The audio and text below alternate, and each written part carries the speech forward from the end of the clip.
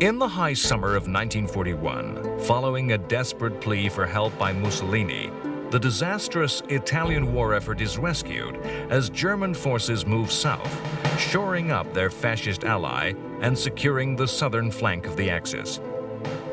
In effecting the rescue of the Italians, the forces of Nazism marched to ever greater victories, bringing ever larger territories under their dominion. In just weeks, the lightning successes of the Blitzkrieg of 1940 are matched as German forces sweep southwards, bringing an avalanche of war to the Balkans. Yugoslavia and Greece collapse within days. In Yugoslavia, the German attack reopens ancient enmities and wounds. Yugoslav starts to attack Yugoslav.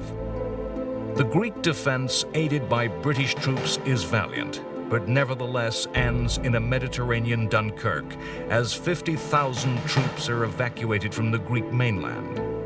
Many escape to the Greek island of Crete, but the island proves no refuge as the Germans pursue their enemy and fill the skies above the wine-dark sea with parachutes as German airborne assault brings savage fighting, ending in further defeat and evacuation.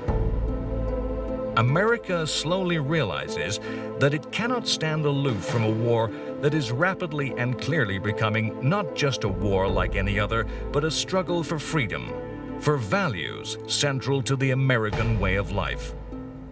The American Congress brings Lend-Lease into law. The United States will now supply Britain with whatever is needed to ensure the survival of freedom in Europe. In North Africa, Erwin Rommel has begun to earn a place in history. His inspired generalship results in the reversal of British advances. Rommel even captures his opposite number as a prisoner of war. The German High Command think Rommel has gone mad. Germany has its attention elsewhere as the greatest military operation in world history rolls forward. This is Operation Barbarossa, the invasion of the Soviet Union. In the Nazis' fictional mythology and theory of history, an insane worldview of past, present, and future combined, the destruction of the Soviet system is Armageddon, the final battle, the struggle of good and evil, a fight that will effectively end history. The Soviet forces, though large, were poorly trained, poorly equipped, and poorly led. Armies can only reflect the strengths and weaknesses of the society from which they're drawn.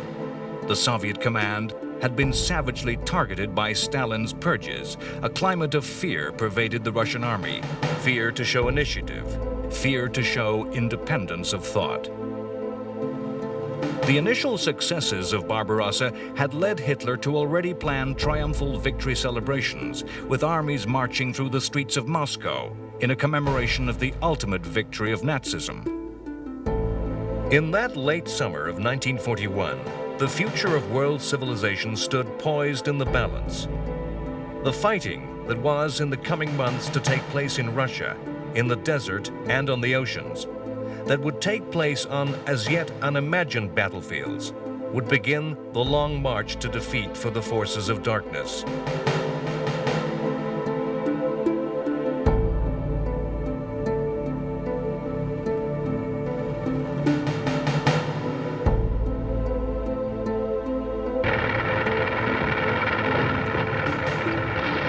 The summer countryside of Russia was ideal for armored warfare, a war of vast spaces, limitless horizons, with no natural obstacle to aid a defender.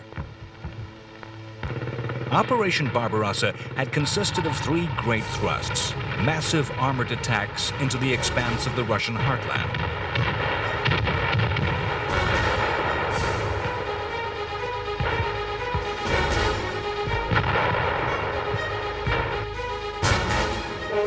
In the first month of Barbarossa, hundreds of thousands of prisoners of war were taken by the Nazis as the three-pronged attack began.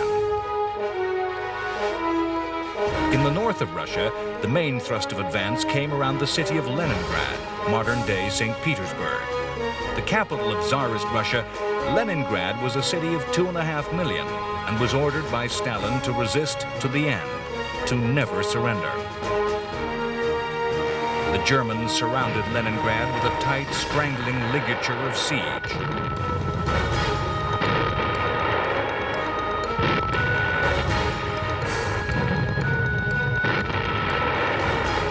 The necessity of war can make desperate alliances possible.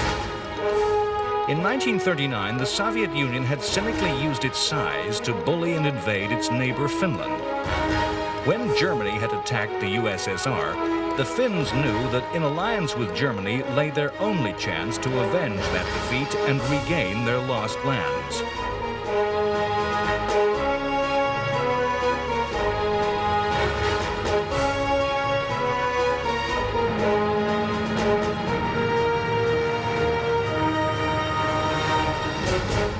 In the very far north, Finnish armies added a fourth dimension to Barbarossa, attacking towards Leningrad and completing the Axis grip encircling the city.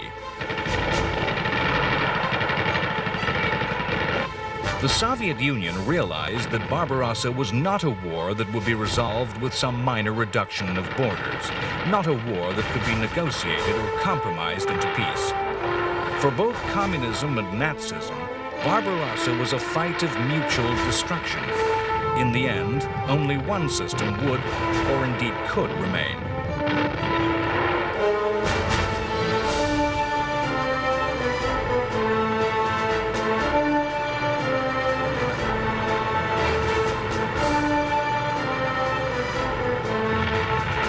Stalin called on the Soviet people to fight what he called a great patriotic war. Stalin ruthlessly ordered a policy of scorched earth. Before the advancing Germans, the retreating Russians were to demolish the very fabric of the country, destroying buildings, burning crops, cities, and towns. Destroying or taking away anything that would be of the remotest value to the invader. Whole factories and industries which were necessary to the Russian war effort were dismantled piece by piece and moved across the immense distance of the Soviet Union to the east of Moscow, from Europe into Asia, beyond the Ural Mountains to the depths of Siberia.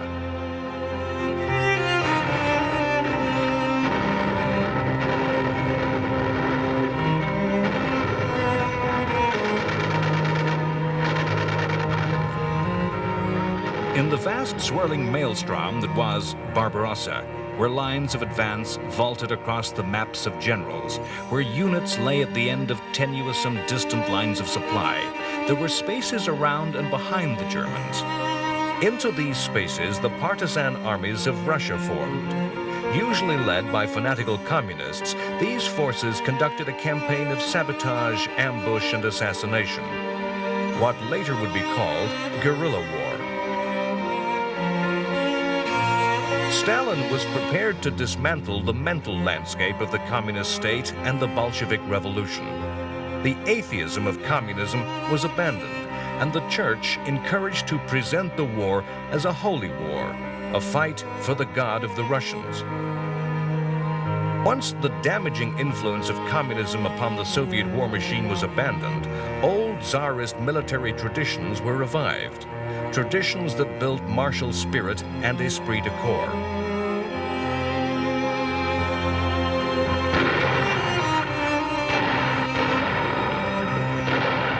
In the south of Russia, the German advance pushed on, deep into the black soil region of the Ukraine. This was an attack upon both the agricultural wealth and the southern industrial cities of the Soviet Union, towards cities such as Stalingrad. After just 1 month of fighting in the east, the Germans were already planning a triumphal victory procession through the streets of Moscow to take place in late August.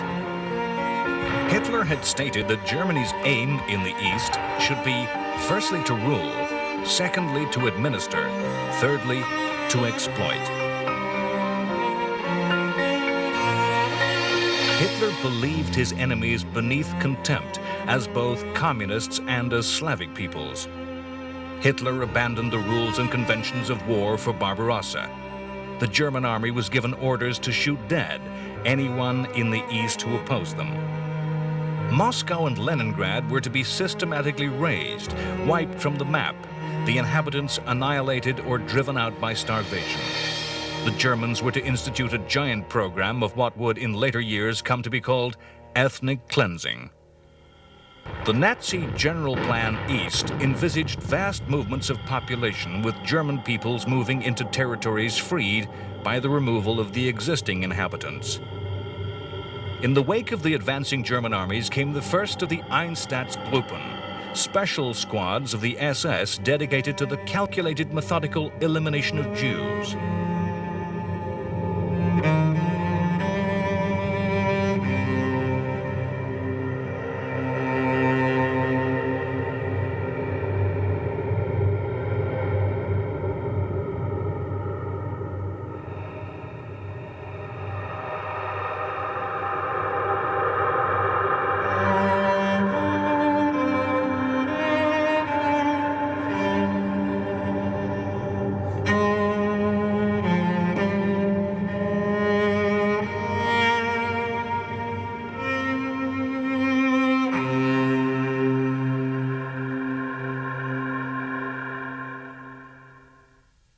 As it became clear that Barbarossa was a total war, a war in which German victory would bring total destruction of not just communism, but the Russian people, the Red Army stiffened its resolve and will to resist, reorganized, and became more competent in resisting German attacks.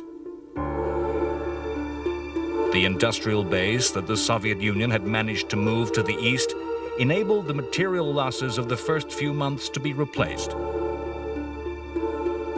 The German attacks may have been on a scale never before seen, but in fact the cold, hard light of hindsight shows that the Germans had not in fact prepared enough. Their reserves of supplies and fresh troops were not enough to exploit the massive successes and advances. Massive spaces created behind the armies still left room for Soviet partisans to sabotage and disrupt the German supply lines. As the year progressed, as September passed to October, rains which turned roads to mud further hampered and slowed the Nazi advance. In spite of this increasing resistance, Hitler still chose to gamble with the thin and shallow reserves of German strength. He ordered that the war should be brought to an end in 1941. In October, he ordered that the final attack should be made upon the Soviet capital, Moscow, a thrust straight to the heart of Soviet power.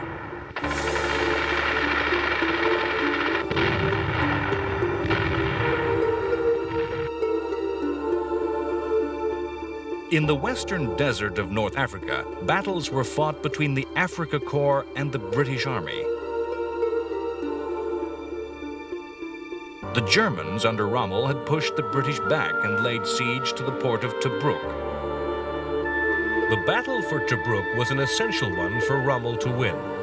The German plan was to push forward, to attack and take Egypt and the Suez Canal. From that base to threaten British Middle Eastern oil, and perhaps even to push into British India. Tobruk was literally a thorn in Rommel's side, enabling the British to strike at the rear of any Afrika Korps advance. Churchill thought the Western Desert a crucial theater of war. At that time, it was the only battlefield on which the British Army could directly engage the German Army. For a Britain which was having just to take it, absorb all the bombs that the Luftwaffe could drop, and endure the toll of shipping attacks in the North Atlantic, with all the attendant sacrifice and hardship, the war in the desert was the only campaign where the British did not have to wait and see what the enemy would do.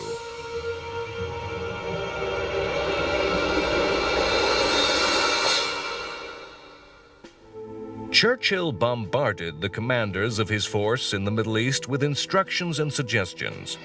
Commanders were given only a short time in which to prove themselves. In the spring of 1941, General Wavell had been dismissed for failure in the offensive, which had been defeated by Rommel's genius for improvisation. Churchill was persuaded by Wavell's successor, Auchinleck, to throw precious resources at the army in Egypt, now named the Eighth Army.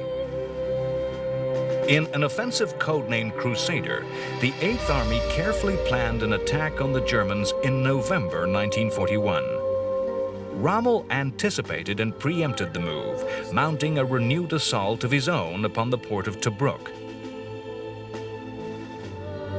Rommel was an innovating, inspired general who could react quickly. He turned his attack around and smashed back the Eighth Army. Time and time again, in the Desert War, both sides would be limited from exploiting their successes by problems of supply.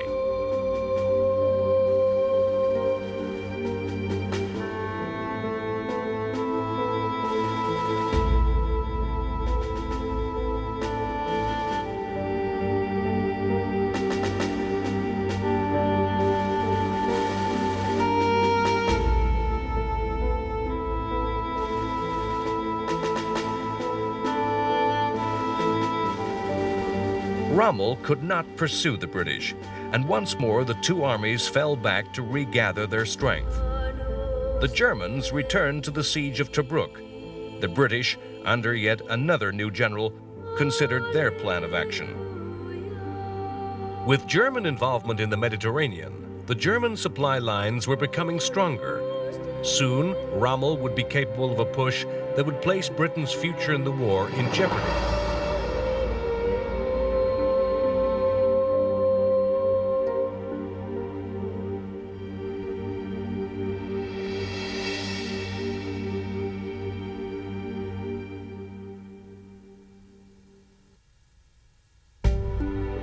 Across the Atlantic, the United States was slowly but surely being drawn onto the center stage of the action. British Prime Minister Churchill knew that the defeat of Nazi Germany would not come without the direct involvement of the United States. We shall give every possible assistance to Britain and to all who with Britain are resisting Hitlerism or its equivalent.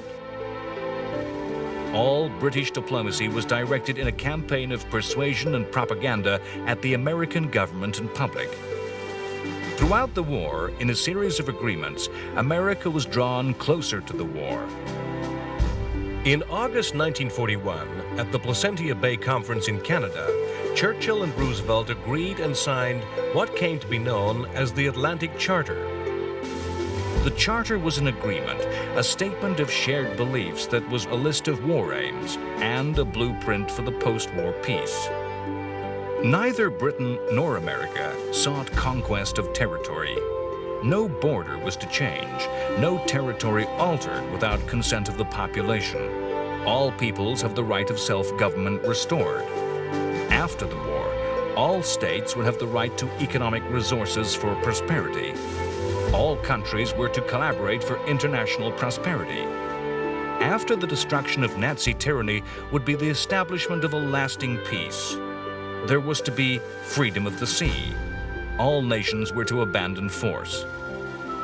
Despite the shared aspirations of the Atlantic Charter, America was still legally a neutral country, with many of its citizens wanting their country to stay firmly out of any foreign war. Yet the legally neutral U.S.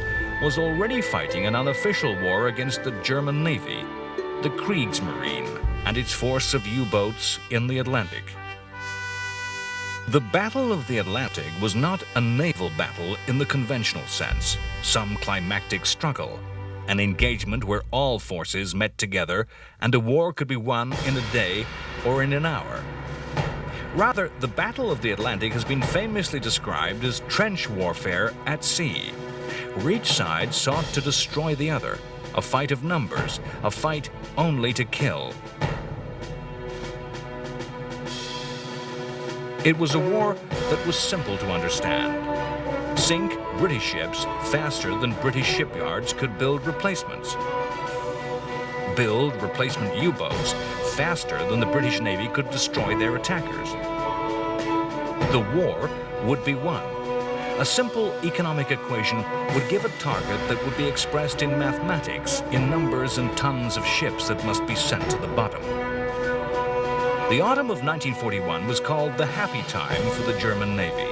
It was a time when victories seemed easy. Once France had fallen and the whole Atlantic coast of Europe stood free for Axis use, When the isolationist sentiment of the United States was strong, the simple target was to sink between 600 and 750,000 tons of British-bound shipping per month. This would bring Nazi victory in a year. The early part of the war was a time of missed opportunities, but by the autumn of 1941, the number of boats had risen and tactics devised which were to seriously threaten Atlantic trade. In 1941, for all submarines, for all ships, to find an enemy at sea in the vast expanse of the ocean was a difficult task. Radars were primitive, not yet perfected for use at sea. Sonar was a short-range weapon, only useful for a surface ship attacking a close underwater target. A U-boat finding a target was dependent on visual sightings, limited to the distance of the horizon. From the low angle of a submarine tower, the U-boat officer was worse off than the lookout of a sailing ship atop a tall mast.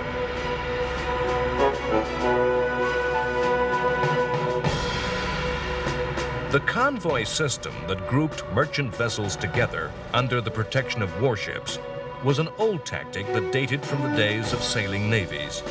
It had defeated the U-boat in World War I. It not only meant that the attacker would have to fight warships, the convoy system meant that targets were harder to find.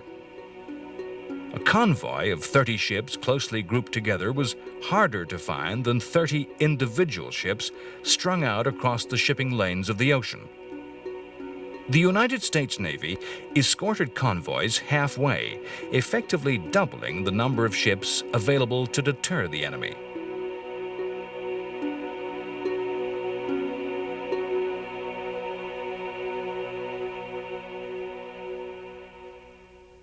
The Kriegsmarine of World War II had new tactics, the doctrine of the wolf pack. The bold U-boat commander was not intimidated by the convoy, and when attacking in a wolf pack could still inflict heavy losses.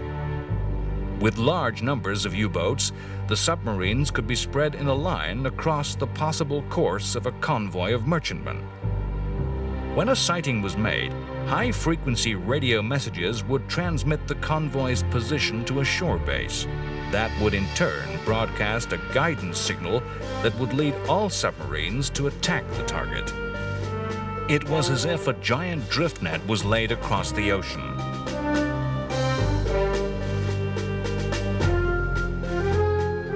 A U-boat making first contact would silently, discreetly shadow the merchant ships, sending the signals to gather the other members of the wolf pack.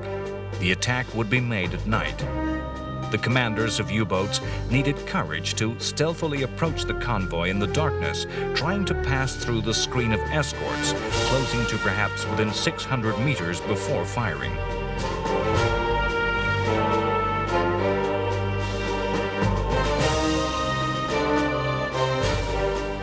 For the merchant seamen, the Battle of the Atlantic was a slow and tense torture. The days spent scanning the sea for the periscope trail that might reveal an unseen enemy. At night, waiting for almost inevitable explosions, each ship dying a particular death. Oil tankers would explode in white pillars of flame. Cargoes of heavy iron machinery would drag ship and crew to the depths in minutes. In the morning, a convoy would trail a wake of the debris, burning oil, bodies, stranded sailors awaiting rescue, destroyed ships. Against the submarine on the surface at night, there was little that an escort of warships could do. On the surface, most U-boats were fast enough to get away from a pursuer. Sonar, the underwater radar, in its infancy could not find a surfaced U-boat. The U-boat commander needed courage and luck, but fortune favored the bold, who could make rich pickings. The balance of tactical strength lay with the Germans. Even though convoyed ships were more secure than lone sailings, the convoys were not enough defense. the ideas and weaponry not sufficiently evolved to present any real threat. In 1941, 3.6 million tons of shipping was sunk, an average of 250,000 tons per month.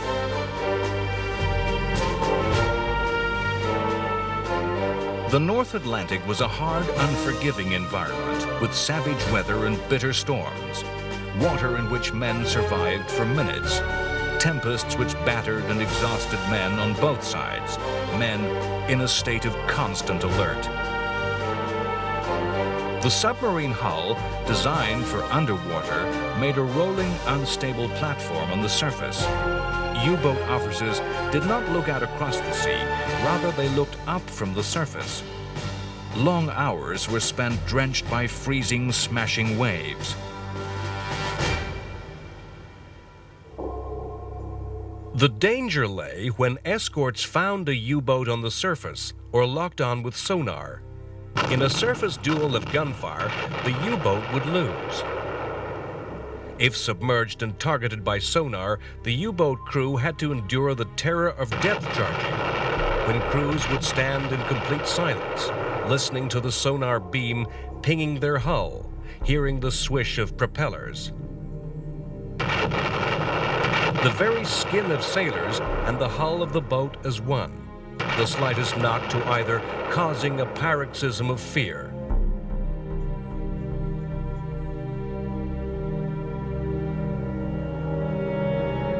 The explosions would convulse the boats, causing instruments to shatter, electrics to fail, and seals explode with leaks of air and seawater. Attacks could last for a day. In the mythology of World War II, the submarine, the U-boat, the Untersee boat, is associated with the Nazis. Yet, in fact, they were slow to realize the value of this arm of their navy. The submarine was not popular with sailors in any navy. Admirals brought up on surface action were reluctant to appreciate the strength of underwater forces.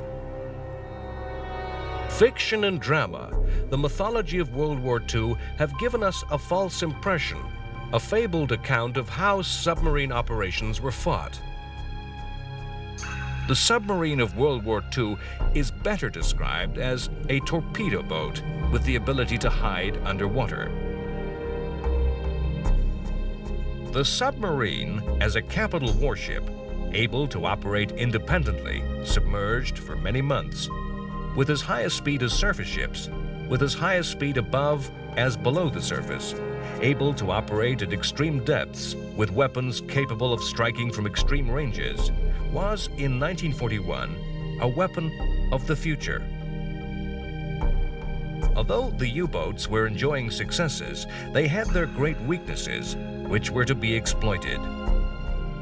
The World War II U-boat came to the surface to attack, was slow when underwater, could only travel submerged for a short time, and was forced to regularly surface to recharge batteries. When surfaced, its light armament made it an easy target. When a wolf pack was summoned to gather around a convoy, their voyages into position had to be made at high speed on the surface. Otherwise, a convoy could not be caught.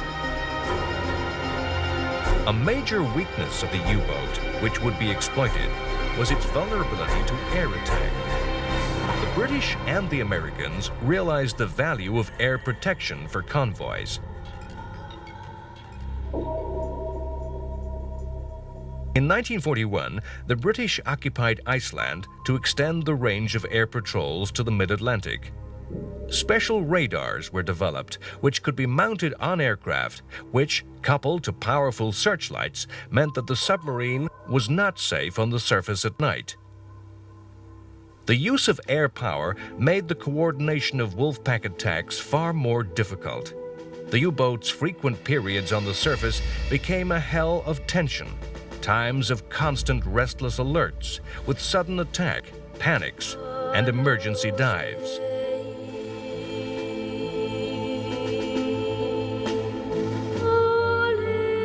A key weapon in the Battle of the Atlantic was the breaking of German codes. Time and time again in the history of war, this most secret part of Britain's armory would play a crucial role.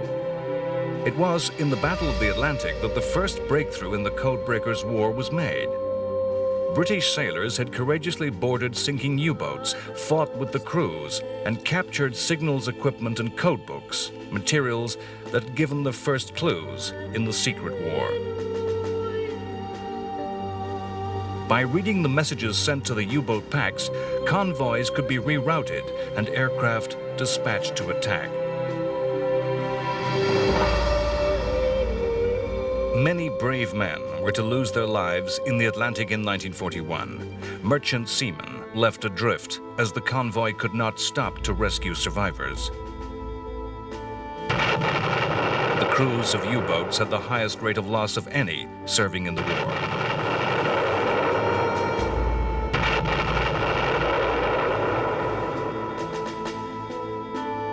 The greatest offense that the British had against the U-boat assault was simply to reverse the weakness, to reverse the vulnerability. Factored into the grim mathematics of the campaign was Britain's pre-war need to import more than 50 million tons of goods each year, from the rare and exotic materials of war to the everyday staple foods of life. By 1941, the British people had cut this figure by more than half, to only 23 million tons. For ordinary people, this meant a strict and severe regime of food rationing, with many favorite foods disappearing altogether. The British people became a nation of small peasant farmers. Livestock were to be found in the backyards of cities and towns. Every tiny scrap of land was turned into a vegetable patch. The agricultural industry began to exploit and wring every gram of produce from the most marginal areas of land. New areas came under the plow.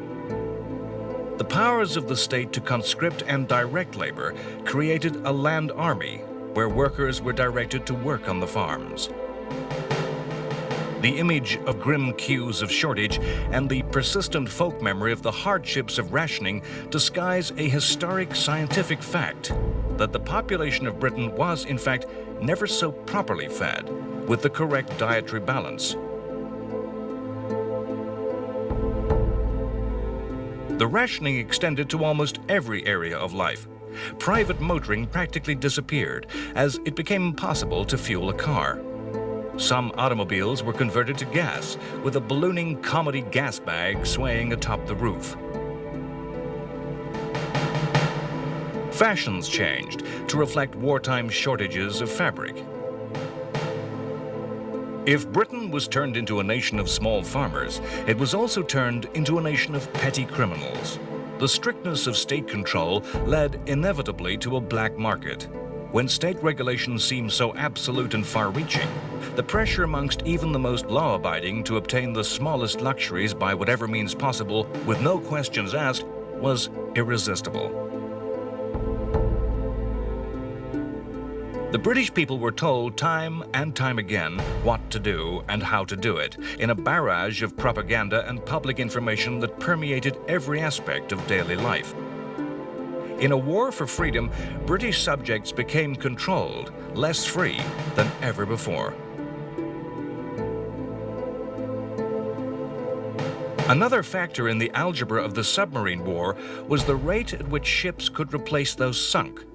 Once again, war provided the stimulus for innovation, and the shipbuilding industry responded by changing design and construction to build more ships more quickly. The product of this innovation came to be known as the Liberty ship. These were mass-produced ships, built by methods more akin to the auto assembly line. The design was British, but modified into practicality by American builders. More than 2,500 were built, sometimes in phenomenally short periods. On one occasion, as short a period as 4 days and 15 hours from laying of keel to launch. The cost and time-saving methods of construction and the use of workers unused to shipbuilding meant that the quality of the ships was sometimes doubtful. Some could just fall apart. But in their vast numbers, they piled the odds against the Axis.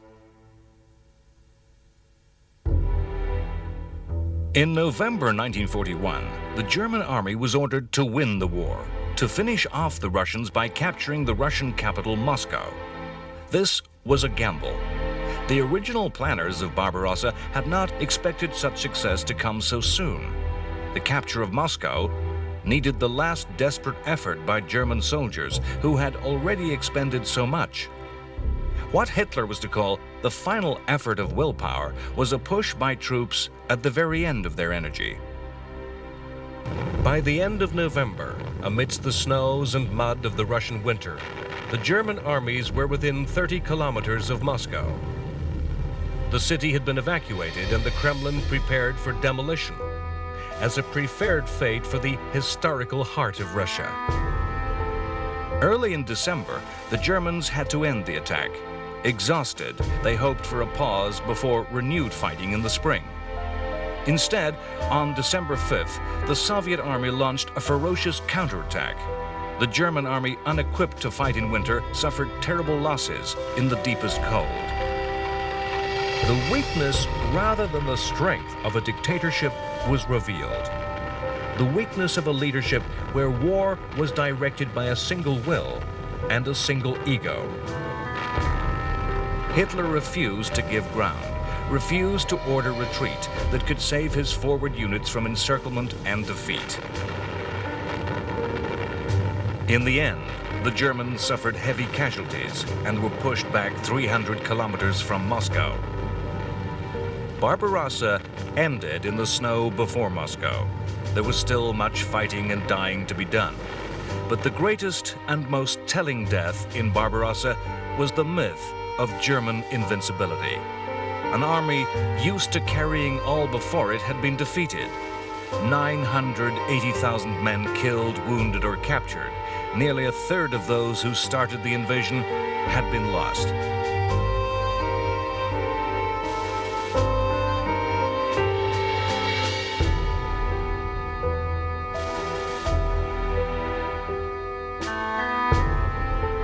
The Russian soldiers who so stunned the Germans with surprise attacks were fresh from Russia's Far East, a reflection of the truth that the war was a global war.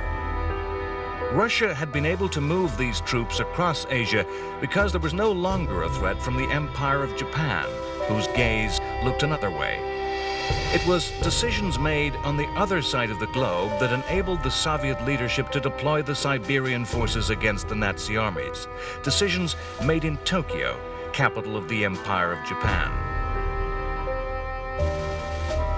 Japan was allied to the fascists of Germany and Italy, but it would be a mistake to say that the three major members of the Axis shared a dominant ideology. Japan shared a theory of racial superiority, shared a militarism which saw armed force as a virtue. However, the prime Japanese policy aim was to supplant the European powers as the dominant political and economic forces in Asia. Had Germany been the dominant power in the Pacific rather than Britain and America, the relationships of alliance would have been reversed. Japan had long harbored ambitions against Soviet territory in the Far East. Japan looked everywhere in the Far East with envious eyes upon the resources of neighboring states, looking to expand to the north through its puppet state of Manchuria, and to the south and east into the Pacific. By late 1941, Japan's envy and ambition was directed only to the south. Japan, in 1941, had been at war for longer than any other of the major powers, fighting a war of conquest in China. Japan's motivation in this expansion was resources. In a circular logic, it fought wars to provide the materials to power its armed forces to fight more wars. Oil, aluminum, tin, rubber were all materials which Japan could not produce. Japan was dependent on imports of food to feed its population. The richest areas of Southeast Asia, the vast rubber plantations of British Malaya, the oil of Indonesia, the vast rice fields of French Vietnam, were all controlled by Europeans. Japan was a militaristic state, dominated by the needs of the armed forces. The Emperor Hirohito believed a god by the Japanese people reigned but did not actually rule. Power lay with a government dominated by generals. when, in July, Japan took advantage of the fall of France to seize the French colony of Indochina, the United States broke all relations with the empire.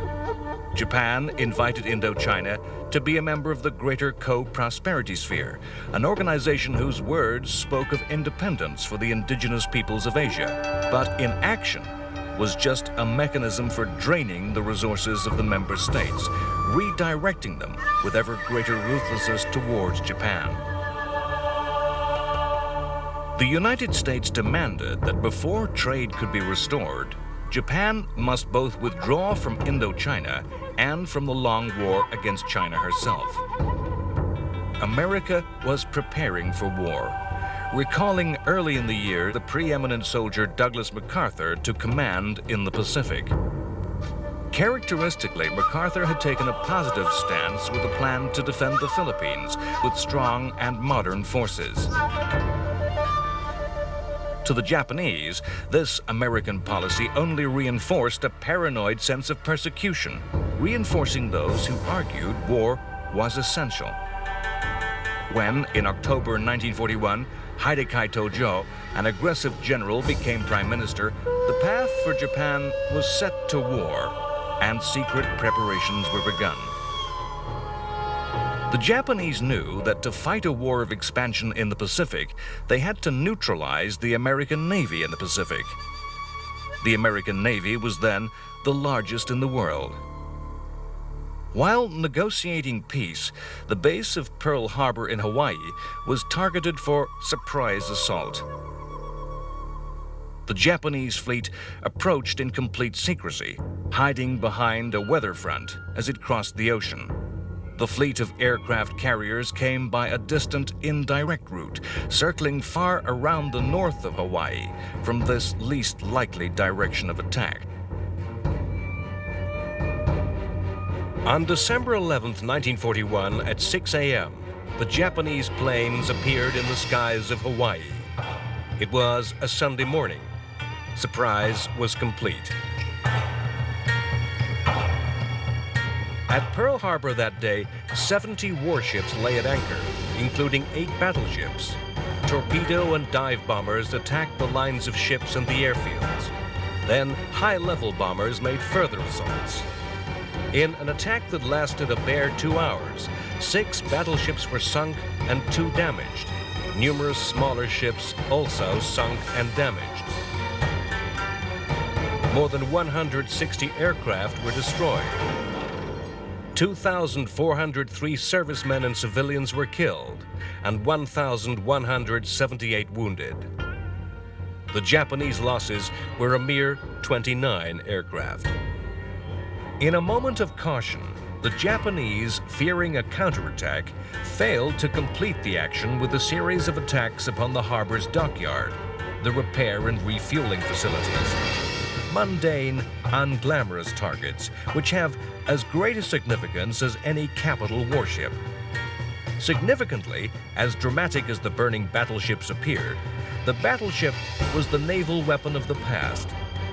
Japan had used aircraft carriers to attack its enemy, but had failed to find and destroy U.S. aircraft carriers that had been at sea that day on exercise.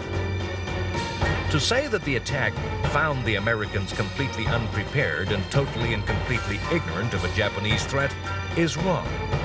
America was expecting Japanese attacks, but it was thought this first strike would be against the American forces in the Philippines, rather than at Pearl Harbor.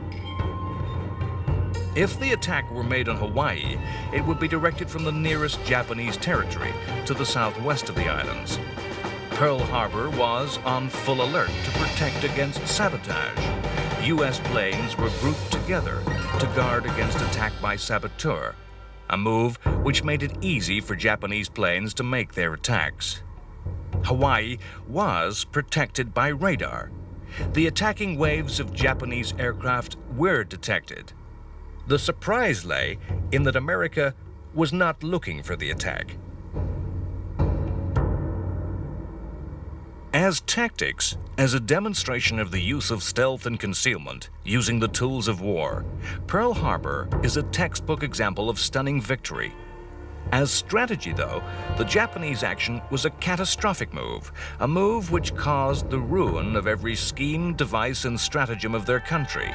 The attack on that Sunday morning condemned the Japanese forces to eventual destruction. The Japanese were attempting a victory to match that of Trafalgar, a defeat that meant the American Navy would be swept from the sea to allow the Japanese to strike where they wished at will.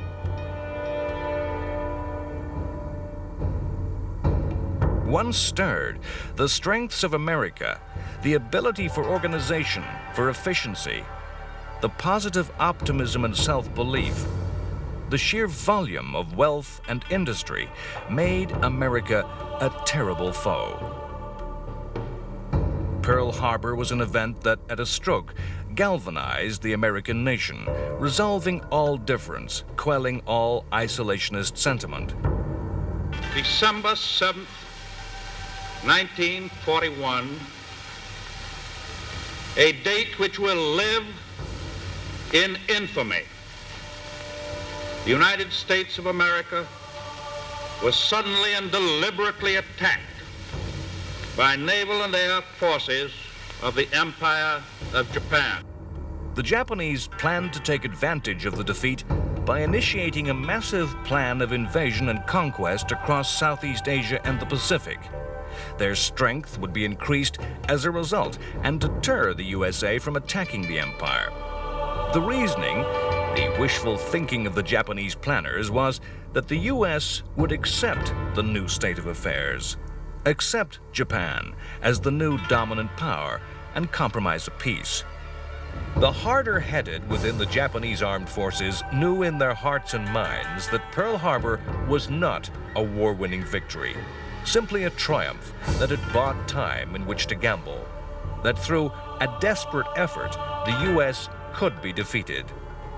Privately, though, secretly, Admiral Yamamoto, the architect of Pearl Harbor, predicted, "I can run wild for the first 6 months or a year. I have utterly no confidence for the second and third years." Anyone who has seen the oil fields of Texas and the factories of Detroit knows this. 6 months, by the end of which victory must be won or defeat was inevitable. Victory would be impossible in a long war.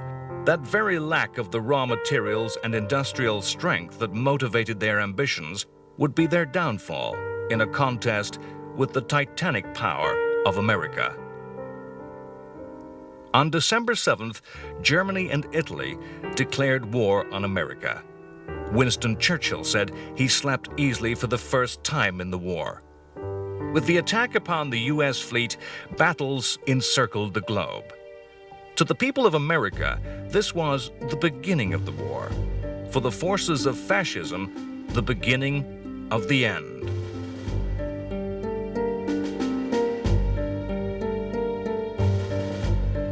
Next time on World War II, The Complete History. The Japanese war effort rolls out across the Pacific. In the precious months bought by the attack on Pearl Harbor, country after country are swamped by a tidal wave of Japanese might. Thousands of troops surrender as Singapore falls in the greatest defeat the British Empire has ever known. The defeat, a catastrophe, a textbook example of military disaster. Douglas MacArthur promises to return as U.S. forces are driven from the Philippines with the capture of thousands of U.S. soldiers. In the seas off Malaya, air forces once again prove the deadly enemy of the mighty battleship as 2 British warships are sunk. In Russia, the German forces endure the severest of winters and thousands of poorly equipped soldiers die of cold.